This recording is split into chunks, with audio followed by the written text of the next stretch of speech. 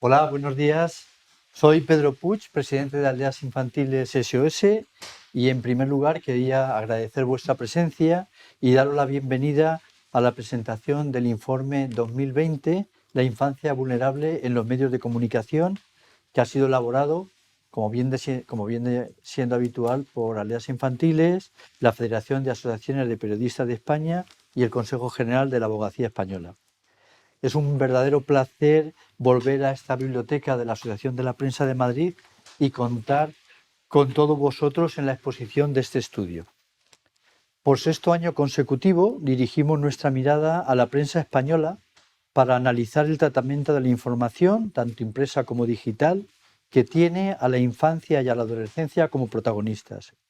Y lo hacen con un afán constructivo para sumar, aportando nuestra experiencia en la consecución de un fin común, y es que los derechos de los niños, las niñas y los adolescentes sean respetados en todos los ámbitos de sus vidas. Brevemente me gustaría explicaros el origen de este informe. En el año 2014, Aldeas Infantiles y la FAPE, la Federación de Asociaciones de Periodistas de España, unimos nuestras fuerzas para redactar un código ético periodístico para la infancia vulnerable, con el propósito de apoyar a los profesionales de la información en el trabajo de elaborar noticias rigurosas y respetuosas con la infancia y la adolescencia. Fruto de esta colaboración, detectamos la necesidad de iniciar una labor de análisis que nos permitiera comprobar año tras año en qué medida la información que se publicaba sobre la infancia y la adolescencia estaba siendo respetuosa con sus derechos. A este tándem se sumó en 2016 el Consejo General de la Abogacía Española, aportando sus conocimientos sobre el marco legislativo. El trabajo conjunto de las tres entidades se materializa en este informe anual sobre la infancia vulnerable en los medios de comunicación, del que hoy os presentamos su sexta edición. Para ayudar a sumergirnos en este informe 2020, nos acompañan en esta mesa Nemesio Rodríguez, presidente de la Federación de Asociaciones de las Periodistas de España, la FAPE, María Giraldez, que es experta del Consejo General de la Abogacía Española y abogada de familia, Carmen Garrido, periodista experta en sociedad y tercer sector, y mi compañera Mónica Revilla, que es la directora de Marketing y Comunicación de Aldeas Infantiles, que ha ejercido un poco de coordinadora de este informe, ¿no? Pues muchas gracias a los cuatro por estar aquí. Es un placer compartir mesa ya durante tantos años y esperemos que lo sigamos haciendo. Y simplemente decir a todos los que nos estéis viendo que al final habrá un turno de preguntas para resolver dudas o cualquier iniciativa que queráis que os respondamos, ¿no? Antes de dar paso a nuestros ponentes, permitidme compartir con vosotros una pequeña reflexión que también he plasmado en el prólogo del informe, ¿no? Bueno, a estas alturas creo que está fuera de duda que la pandemia pues ha cambiado en mayor o menor medida la vida de todos nosotros, pero la magnitud de estos cambios ha sido enormes para la infancia, la adolescencia y las familias más vulnerables, aquellas que ya partían de una situación de vulnerabilidad. En Aldea lo saben muy bien porque trabajamos con ellos día a día en primera línea. Y en esta crisis sin precedentes que vivimos, los medios de comunicación estáis desempeñando un rol fundamental para la infancia y la adolescencia, un rol que hoy queremos reconoceros. Habéis mostrado a la sociedad, a los niños, niñas y adolescentes que no podían seguir las clases online porque carecían de recursos. Habéis alertado del peligro que corrían aquellos que sufrían malos tratos en el entorno familiar. Habéis informado de que demasiados hogares con niños y niñas no podían cubrir sus necesidades básicas y habéis puesto sobre la mesa la necesidad de prestar atención a la salud mental de los más pequeños. Y lo habéis hecho en un momento en el que las condiciones en las que desempeñabais vuestro trabajo también se volvían más difíciles. Cuando utilicéis vuestras páginas para informar sobre la violencia, la pobreza, la desigualdad, la discriminación y la brecha digital, entre otras muchas vulneraciones de derechos de los niños y las niñas, no solo estáis siendo un gran altavoz que contribuye a situarlos en la agenda social, sino que al hacerlo estáis colaborando en la tarea colectiva de proteger a la infancia y a la adolescencia, que es el deber y la responsabilidad de toda sociedad civilizada. Pues tras esta breve reflexión y sin más demora, me gustaría ceder la palabra a Nemesio Rodríguez, presidente de la Federación de Asociaciones de Periodistas de España. Muchas gracias, Pedro. Buenos días a todos. Un placer estar aquí para presentar esta sexta edición del informe que venimos elaborando conjuntamente desde hace 6 años. Todos los sectores de nuestra sociedad han sufrido con la pandemia. Hemos tenido dificultades para ejercer nuestras profesiones y el periodismo ha sido una de las profesiones que ha sufrido las consecuencias de la pandemia, que inmediatamente lo primero que produjeron fue el vaciado de las redacciones y la implantación del teletrabajo, una experiencia inédita que nunca se había vivido en nuestro país. Pese a las dificultades, somos conscientes del importante papel que tenemos en la sociedad como formadores de opinión y la responsabilidad enorme que tenemos para informar sobre los menores. El papel del periodismo en esta pandemia ha sido muy importante, yo diría que más importante que nunca, pero sobre todo aquel periodismo que apostó por la información veraz, que verificó y contrastó la información y no se dejó arrastrar por la desinformación que encuentra en las redes un caldo de cultivo idóneo. Tenemos un papel vital, como decía, para mejorar el tratamiento que damos a la información sobre los menores, dado que somos una pieza esencial en la formación de la opinión pública. Podemos abrir puertas o cerrarlas, podemos mejorar la vida de un menor o arruinársela para siempre. Podemos ofrecer una luz de esperanza o empujarle a la oscuridad cuando convertimos la información en espectáculo y recurrimos al sensacionalismo para ganar audiencia. Nunca perdamos de vista que somos un servicio público esencial, siempre al servicio de la sociedad, para orientarla y para mejorar su situación, su estatus de vida. La pandemia, como decía Pedro, ha tenido un gran impacto sobre la salud de los niños y niñas que han sufrido problemas de concentración, desinterés, irritabilidad, nerviosismo, soledad y preocupación. Quiero destacar 3 aspectos para mí fundamentales de este sexto informe. Primero, la infancia vulnerable fue la mayor perjudicada por la pandemia y los medios reaccionaron a esta situación elaborando artículos en los que denunciaban el problema con fuentes fiables, rigor y respeto en general. Seguimos teniendo algunas carencias en el pixelado de las fotos para que los menores no sean identificados. Nuestro código deontológico es muy claro. Estamos obligados a respetar el derecho a la intimidad de los menores. Son cada vez menos los casos en que se registran este tipo de problemas y yo creo que fundamentalmente gracias a este informe y al código deontológico ético que en su día elaboramos. Aspiramos a extremar nuestro celo profesional en el apoyo a los derechos de los menores. Debemos preservar siempre su interés superior. Otro tercer punto es que seguimos teniendo un serio problema a la hora de abordar las noticias sobre los menores inmigrantes. Si bien aumentan las informaciones que recogen historias de integración y de superación, no se ha erradicado del todo el término MENA. Es un término, y este término lo he visto además precisamente la semana pasada en las informaciones de 2 medios nacionales, una televisión y un periódico, a la hora de titular la información sobre los cambios en la ley que permiten a los menores inmigrantes trabajar. El Real Decreto que aprobó el Consejo de Ministros. Aquí no cabe la disculpa de que los titulares tienen un límite de espacio, puesto que este titular, los MENA, o los menores inmigrantes, como debe de ser, o los menores extranjeros, como deberíamos de titular, entre ellos solo hay una palabra de diferencia. Hay que ser muy insistentes en evitar la palabra MENA, con sentido negativo, sobre todo porque la ultraderecha intenta continuamente vincular ese término a la delincuencia. El periodismo de calidad es el mejor periodismo para abordar el tratamiento informativo sobre los menores. Pero el periodismo de calidad no es solo una lista de normas que debemos seguir puntualmente, como puede ser la verificación, el contraste y la difusión de información veraz. El periodismo de calidad también necesita periodistas de calidad, periodistas honestos, periodistas que respeten los códigos éticos y deontológicos Y debo decir que en general en nuestro país hay periodistas de calidad, hay periodismo de calidad, pero también hay periodismo de mala calidad y medios de mala calidad. Pues muchísimas gracias, Nemesio, por tus reflexiones. Y tiene ahora la palabra María Giraldez, como decía antes, en representación del Consejo General de la Abogacía Española. Muchas gracias.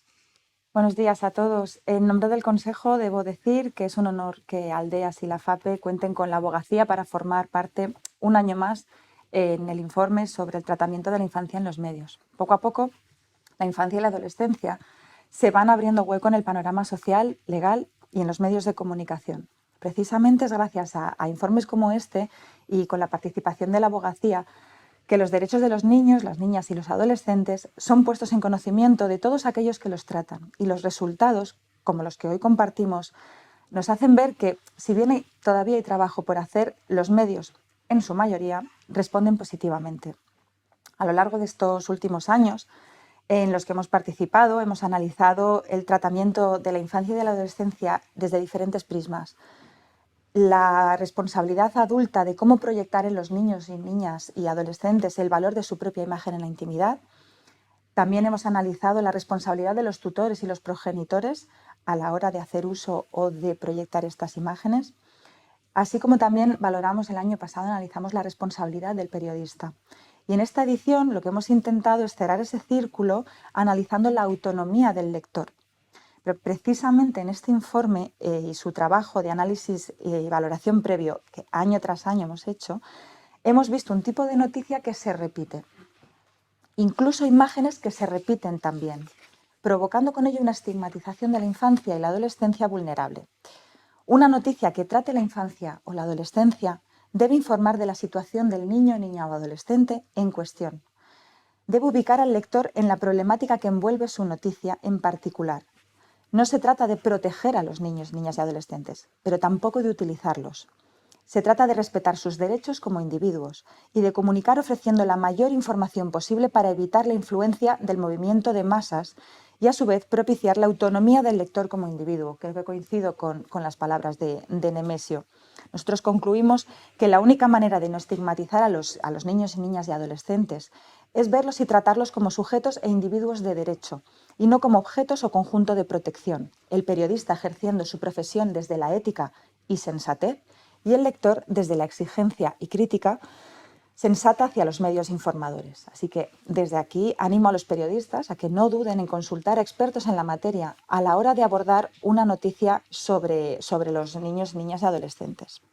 La normativa en materia de infancia y adolescencia está en un momento de constante evolución.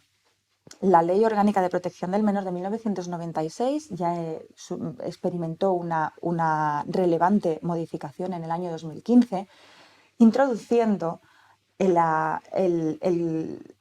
concepto en detalle del interés superior del menor. Y ahora, en el año 2021, vuelve a experimentar otra modificación gracias a la promulgación de la Ley Orgánica de Protección Integral a la Infancia y la Adolescencia frente a la violencia, la LOPIAD. Si bien tenemos esta normativa en constante movimiento, consideramos que los periodistas, a la hora de abordar estas informaciones que traten la materia de infancia y adolescencia, sería interesante que nos consultaran a los expertos en la materia. La especialización de la abogacía es ya una realidad que en materia de familia e infancia resultan esenciales, por lo delicada y particular que resulta en sí la materia y los sujetos que tratamos. Muchas gracias. Pues gracias, María, por hacer nuestra reflexión sobre la autonomía del lector y de la importancia de que seamos críticos también con todas las noticias que aparecen, ¿no? Pues pasamos ahora a escuchar a compañera Mónica Revilla, que nos va a informar sobre los resultados del informe. Muy buenos días a todos y todas. Y bueno, yo creo que la razón, el por qué estamos aquí, lo han explicado perfectamente mis compañeros, ¿no? creo que creo y creemos todos firmemente desde la organización que garantizar los derechos de los niños es una tarea conjunta y, por supuesto, ahí los medios de comunicación juegan un papel básico e importantísimo, ¿no? Es importante tener en cuenta que todas las informaciones tienen unas consecuencias directas en la infancia, ¿no? Y que pueden condicionar su futuro. Por eso, desde aquí nosotros queremos contribuir con este informe a un mejor tratamiento de esa información y convertirlo en una herramienta útil. Como antes comentaba Pedro, todo esto se hace desde un afán constructivo y, sobre todo, también, como decía María, con un enfoque de derecho, ¿no? Eso es lo fundamental, que todas las informaciones pues, cojan ese enfoque de derecho. En cuanto a la metodología y análisis que hemos empleado, lo voy a decir de forma somera, ¿no? En total, desde el 1 de enero del año pasado hasta el 31 de diciembre se han contabilizado cerca de 47.000 noticias centradas en infancia. De esas 47.000 noticias nosotros hemos cogido 1.000 primeramente y luego de ahí hemos extraído unas 100 para analizarlas. ¿Y cómo las hemos analizado? Las hemos analizado siguiendo una serie de criterios. 3 que llevan, que son los que básicamente los hacemos todos los años, ¿no? Que es un análisis del titular, un análisis del cuerpo y, sobre todo, la imagen gráfica que le acompaña. Y luego, este año hemos querido añadir 3 nuevos, ¿no? Hay un primero que hace referencia a la denuncia, a las denuncias que hacen los medios de comunicación sobre situaciones de vulnerabilidad. Luego, por supuesto, se ha tenido en cuenta si esa noticia ha dado datos que pudieran identificar a los niños o a las niñas en cuanto a su lugar de procedencia o bien de religión. Y luego otro tercero que está relacionado sobre todo también con la identificación de los niños, hace referencia a proteger a no publicitar los datos, que muchas veces, en la mayoría de las ocasiones, evidentemente no son necesarios, ¿no? Sobre niños y niñas que se encuentran en situación de vulnerabilidad y muy especialmente en aquellos que están bajo el sistema de protección, ¿no? Seguidamente, pues entre todas las personas que han participado en el informe, pues se hace un volcado de la información. Se califica cada una de estas noticias, cada una tiene su nota, que eso ya vamos a colgar en YouTube, vamos a colgar el informe y ya lo vais a poder ver, ¿no? Cada una está, según de acuerdo con los criterios, tiene una nota media, se apuntan unos puntos fuertes, unos puntos débiles y, por supuesto, se elaboran unas conclusiones. Seguidamente vamos a pasar a poner los datos ya sobre la mesa y vamos arrancando diciendo de que es una buena noticia que cerca del 83% de las noticias que hemos analizado, el tratamiento que se ha hecho de la infancia ha sido positivo, ¿no? Tan solo hay un 9% que son negativas y que evidentemente habría que mejorarlo. En cuanto a los titulares, el 76% están muy bien redactados y se ve que los medios de comunicación y los periodistas cada vez tenemos pues más conciencia, ¿no? Y ese tratamiento con ese enfoque de derechos ya se ve cada vez cómo se va progresando, ¿no? Sí que es verdad que, de acuerdo con la tarta que podemos ver, todavía hay un 24% que se puede mejorar, pero aún así la nota es buena. Igualmente nos pasa con el cuerpo de la noticia. Un 70% también ha sido muy, muy positivo, hay un 17% que se puede mejorar y un 12% que están sinceramente mal redactadas. Si hablamos de las imágenes, aquí un año más volvemos a fallar, ¿no? Este es el punto débil. El punto débil porque, es complicado, ¿no? Cuando es complicado, pero ahí yo creo que los periodistas tenemos que echar mano de la imaginación, la creatividad para intentar acompañar esas noticias sin emplear imágenes absolutamente explícitas y que evidentemente revelan la identidad del menor, ¿no? Aquí, aunque un 56%, podríamos decir un poquito más de la mitad, la imagen es correcta, sí que como podemos ver, hay cerca de un 18% que las imágenes son malas, ¿no? No son aceptables. Si tenemos en cuenta el criterio de la no identificación, pues también más de la mitad se ha hecho muy bien. y un 22% ya no han cumplido correctamente este criterio. En cuanto a hacer referencia a la religión o el origen, el lugar de procedencia de los niños y de las niñas, está claro que no es admisible porque generalmente no aporta absolutamente nada, ¿no? Y este criterio hemos visto que se cumple muy bien. Cerca del 90% de todas las informaciones no han hecho referencia al lugar de procedencia de los niños y de las niñas. Y por último, aquí sí que, ya lo ha comentado antes Pedro y también Nemesio, ¿no? Los medios de comunicación como denunciantes de las injusticias y como también poner sobre la mesa qué es lo que ocurre con las vulneraciones de derechos de los niños y de las niñas que se producen a diario. Aquí se ha jugado un papel fundamental los medios de comunicación, con lo cual pues no queda más que darles un aplauso, ¿no? El 80% de las noticias pues han seguido muy bien este criterio y tan solo un 3% lo han hecho mal o muy mal. Y bueno, si ya vemos los resultados globales, podemos decir que vamos por el buen camino. Hemos ascendido 36 décimas respecto al año pasado y tenemos una nota media sobre 5 de 4,24. Así que mi más sincera enhorabuena a los medios de comunicación porque creo que año tras año muestran su sensibilidad con la infancia, ¿no? Sobre todo con la infancia en riesgo. Si acaso, pues el punto pues un poco para mejorar, ya lo he dicho antes, ¿no? Es el tema de las imágenes. Vamos a ver ahora unos ejemplos. Estos ejemplos son ejemplos muy positivos, ¿no? La primera noticia, la de menores migrantes, relata una iniciativa muy bonita en la que pone en valor lo que pueden aportar esos niños y niñas a la sociedad, ¿no?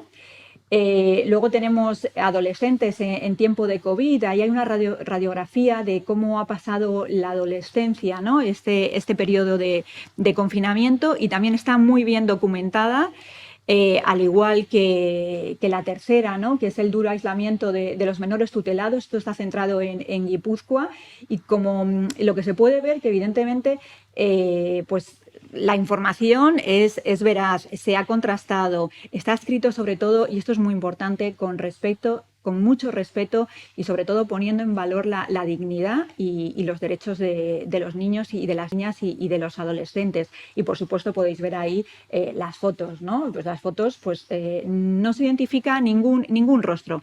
Vamos a poner unos ejemplos de aquellos que son mejorables, ¿no?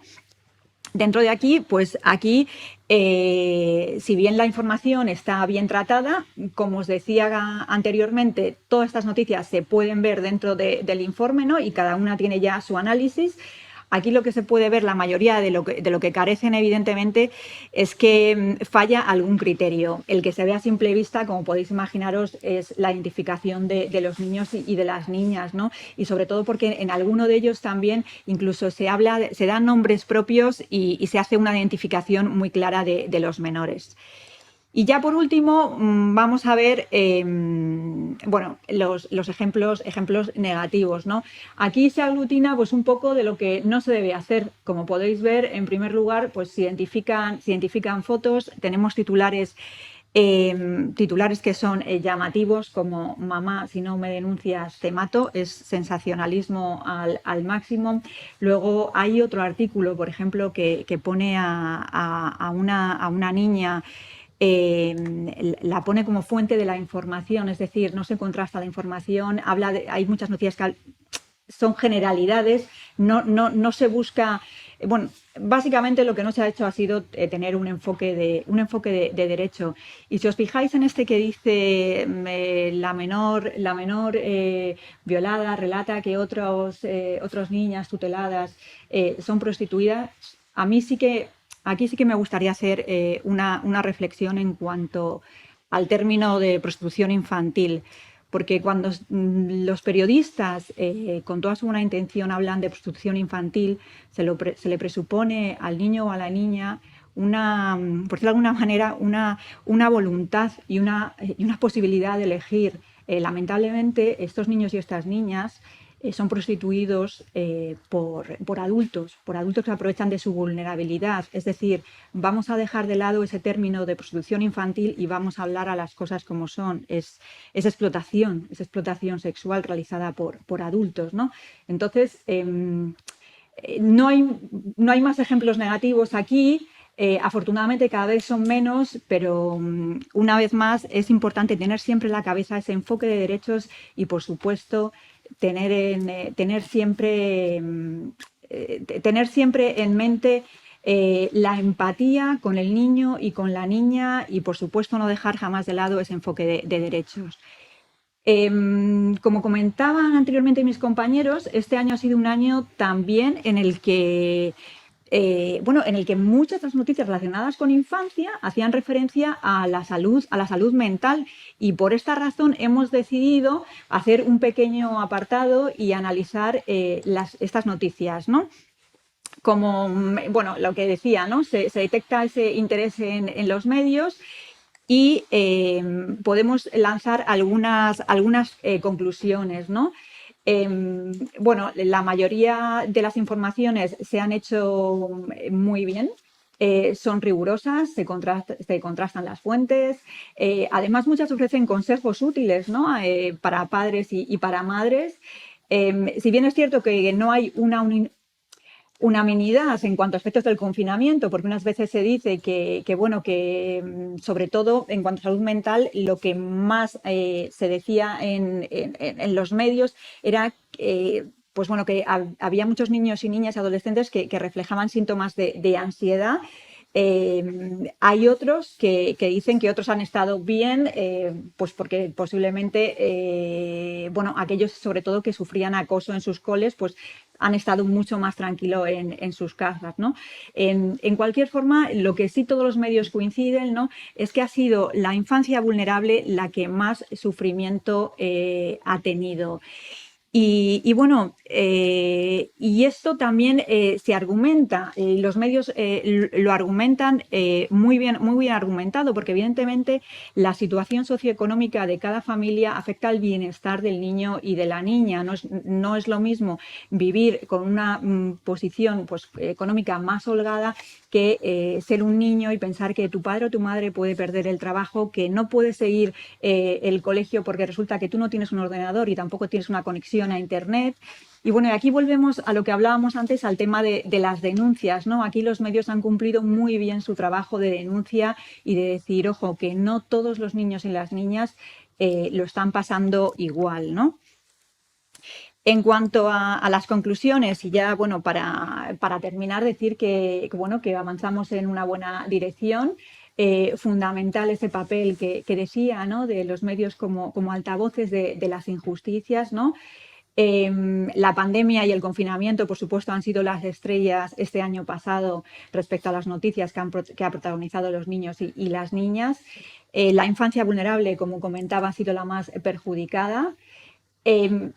Cada vez vemos que hay más noticias que recogen, ¿no?, al grupo meta del que desde Aldeas Infantiles nosotros sobre todo protegemos, ¿no?, a aquellos niños y niñas que están en riesgo de perder el cuidado parental o ya lo han perdido, y cada vez vemos que los periodistas ya distinguen, ¿no?, que es una familia de acogida, un centro residencial, con lo cual nosotros nos alegramos enormemente.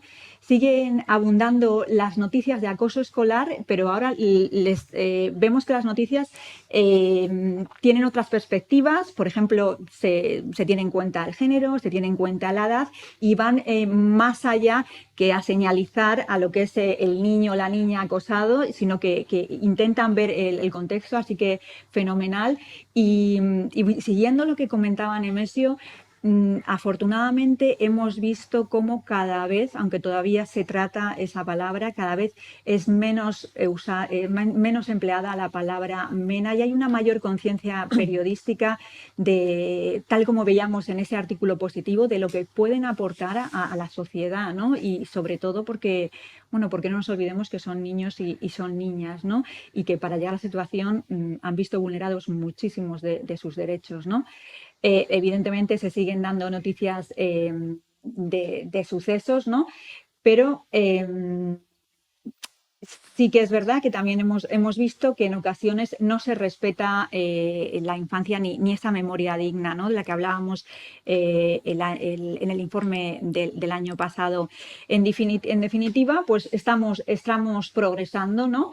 Lo que sí que cuando hablamos de la infancia tenemos que ir a por la mejor nota, ¿no? Tenemos que sacar la mejor versión de nosotros. También, como decían mis compañeros anteriormente, el lector también juega un papel importante como profesionales, como personas y bueno, y sobre todo para que todos los niños y todas las niñas pues puedan sacar la mejor versión. La clave para esto, como decía, y no me cansa de repetirlo, es un enfoque, construir las noticias bajo un enfoque de derechos y nada más. Muchísimas gracias.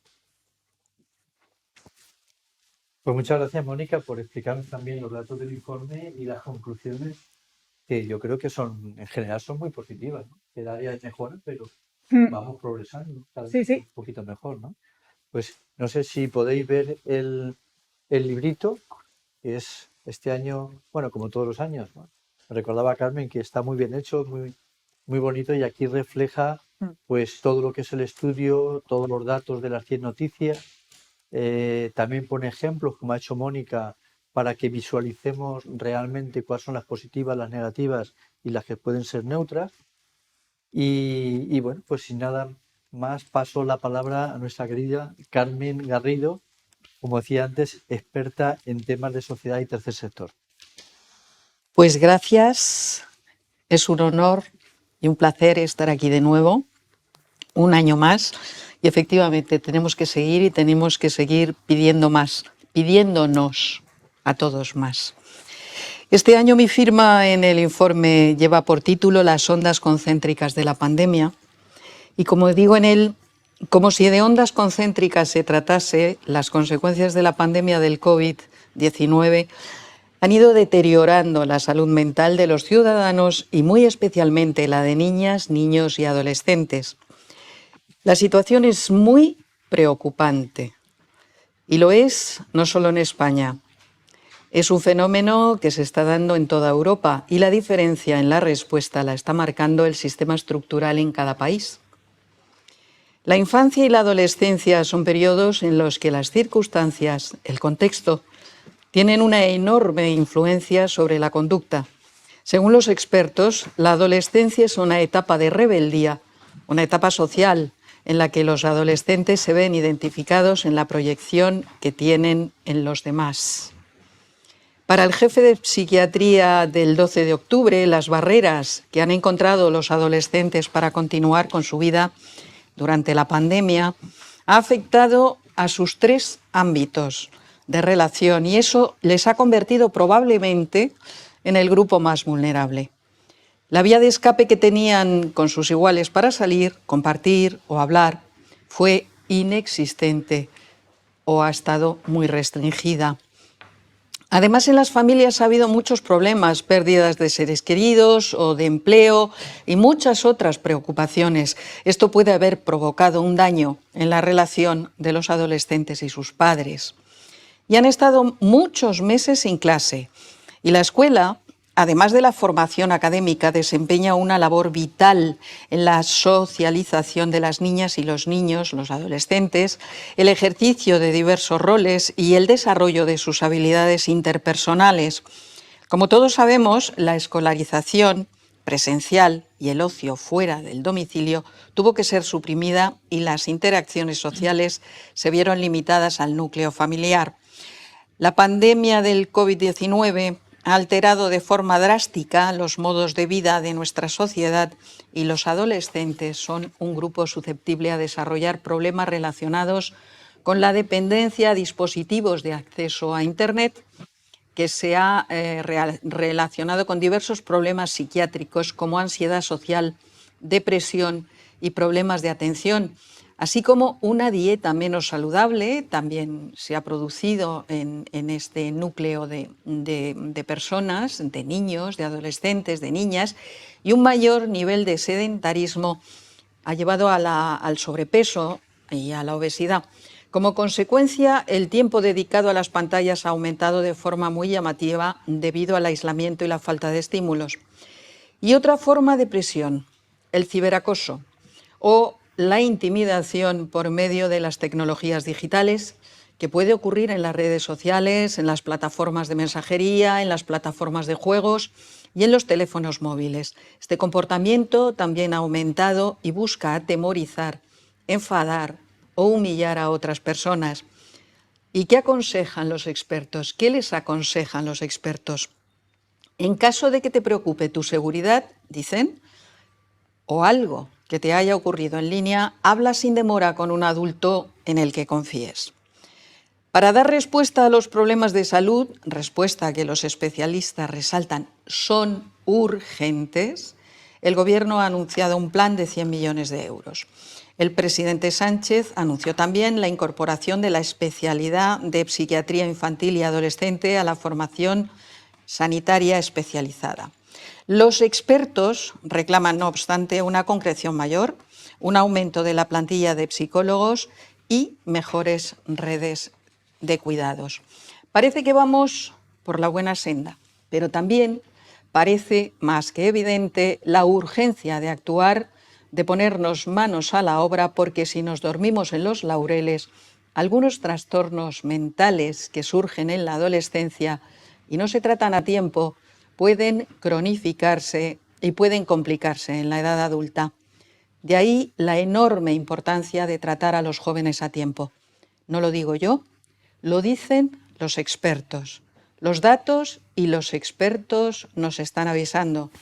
Las niñas, los niños y los adolescentes de hoy son los ciudadanos de mañana y necesitan que actuemos hoy.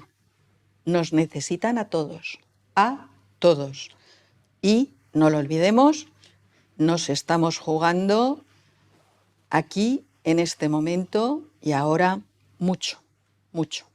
Gracias. Pues muchísimas gracias, Carmen. Y gracias por poner encima de la mesa este tema tan importante, ¿no?, para la sociedad en general y particularmente para los niños y las niñas y los adolescentes, ¿no? Yo creo que es un tema que está en la agenda social, que está en la agenda política y que gracias a la labor periodística, pues este año ha rebrotado con fuerza, ¿no?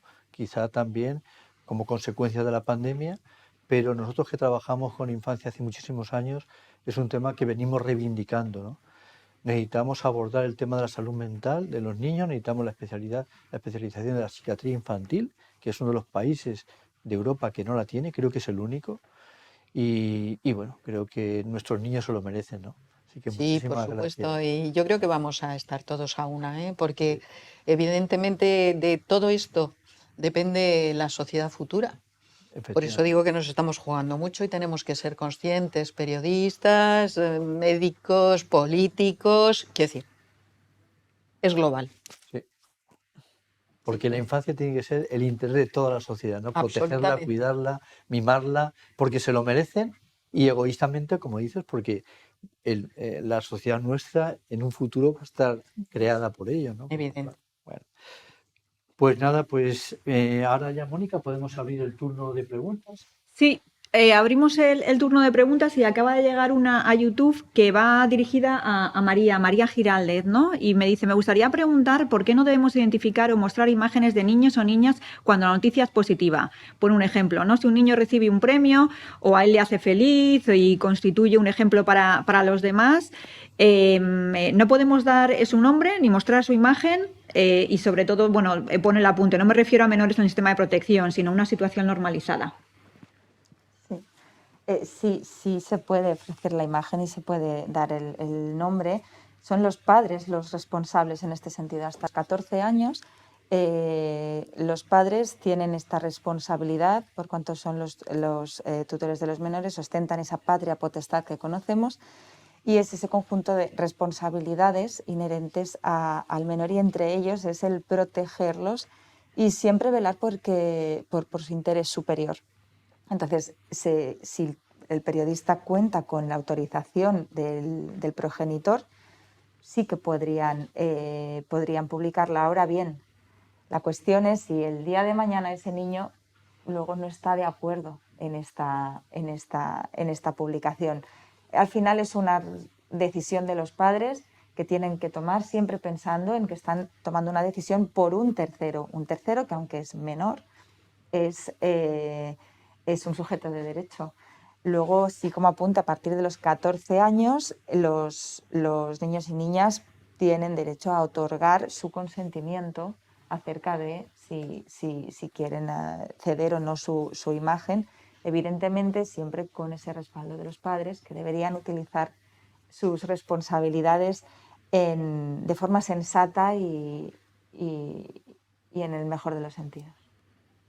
Muy bien, me acaban de pasar otra que también va dirigida a ti, María, que dice: quisiera saber desde una perspectiva legal, ¿cómo es posible que la profesión periodística tome o se espere de ella que tome todas precauciones y luego tengamos a niños y a niñas expuestos por sus propios padres en YouTube? En la mayoría de los casos siendo además utilizados para conseguir algún tipo de beneficio económico. ¿Esto es legalmente aceptable? A ver, esto lo hemos tratado en las anteriores, que esto que comentaba antes en mi exposición, lo hemos tratado antes en las otras firmas que hemos hecho a lo largo de estos años. Tanto el derecho de la intimidad y el derecho de información son dos derechos fundamentales que entran en colisión. El Tribunal Supremo vino a resolver esta colisión de derechos fundamentales, considerando que debe resolverse mediante técnicas de ponderación constitucional. Entonces volvemos otra vez a lo que antes he expuesto. Tenemos por un lado esa ética del profesional de cómo difundir, exponer, contextualizar la noticia que aborde la materia de la infancia o de la adolescencia, y por otro lado ese deber de esa responsabilidad parental a la hora de, uno, educar a los menores en el derecho y en el valor de su propia intimidad y de su propia imagen. Porque entiendo que aquí vienen las preguntas, es decir, hay padres que exponen a sus hijos en las redes sociales y utilizan a los niños como por decirlo de alguna manera, ese objeto de reclamo, y por el otro, niños que no ejercen ese control parental coherente, sensato e incluso dentro de los parámetros de la responsabilidad parental que ostentan por el mero hecho de ser padres, a la hora de que los niños se expongan solos, o esa extralimitación de horas que hemos tenido durante la pandemia, que comentaba Carmen en su firma, a la hora de los niños con las pantallas. Creo que verdaderamente Carmen lo ha expuesto fácilmente. Es un trabajo de todos, en el que es un trabajo de hoy para mañana. Tanto los periodistas deben sentirse tranquilos de que si no lo utilizan es por esa ética, y significa que ese medio es coherente y es sensato. Tendremos una autonomía del usuario o del lector a la hora de saber qué medio es el que está adaptándose a estos informes que presentamos hoy. Y por el otro lado tenemos a unos padres que evidentemente deben ejercer la patria potestad y esa responsabilidad que ostentan a la hora de exponer a los hijos a este tipo de nuevas tecnologías. Una pregunta, si me permitís. María, tengo entendido que aunque los padres autoricen, el fiscal de menores puede intervenir. Efectivamente, y no sería la primera vez que podría intervenir. Es decir, el padre o la madre pueden autorizar este tipo de publicación, pero si finalmente el contexto o la descontextualización de la noticia al final no está velando por ese interés superior del menor, está menoscabando su intimidad o su imagen, el Ministerio Fiscal, en cuanto a representante del Estado público, es el Ministerio Público, tiene el deber de intervenir y de solicitar la eliminación o la reconducción. Y estos progenitores que ostentan la patria potestad de sus hijos y que en responsabilidad de sus potestades han autorizado a estos, se pueden ver incurridos en una investigación o en una valoración sobre sus capacidades parentofiliales. Y en ese caso, el fiscal cuando interviene, ¿a quién fiscaliza, digamos? ¿A los padres o también al fotógrafo que ha hecho una determinada fotografía? Entiendo que iría hacia los dos adultos, por decirlo de alguna manera. Evidentemente, el periodista, en cuanto muestra su autorización parental para emitir esta imagen con estos datos, etcétera, etcétera, puede salir absuelto o limpio y en todo caso al final esto se deriva a un expediente de familia, es decir, son los padres los que son los responsables que han permitido que pase esto. El periodista no es el responsable del menor, el periodista es responsable de contextualizar y de ofrecer esta información. Es que todo esto viene porque en una ocasión en la agencia EFE, un fotógrafo nuestro de Oviedo hizo una fotografía del saltador de longitud Lamela, que cuando salta y cuando está cayendo hacia la arena, había un niño con un cubo y una pala en una esquina del foso, allí jugando. Y entonces la fotografía era espectacular y además era el contraste entre el atleta saltando y el niño allí jugando. Y el fiscal de los menores nos llamó a capítulo por haber publicado esa foto, porque salía el niño. Se veía perfectamente sí, la imagen, etcétera. Claro, ahí se está publicando. Él tenía autorización de los padres, el fotógrafo. Pero. ¿Y en qué quedó la cosa? No me acuerdo en qué quedó la cosa. No me acuerdo. Pues a nivel online por YouTube ya no tenemos más preguntas.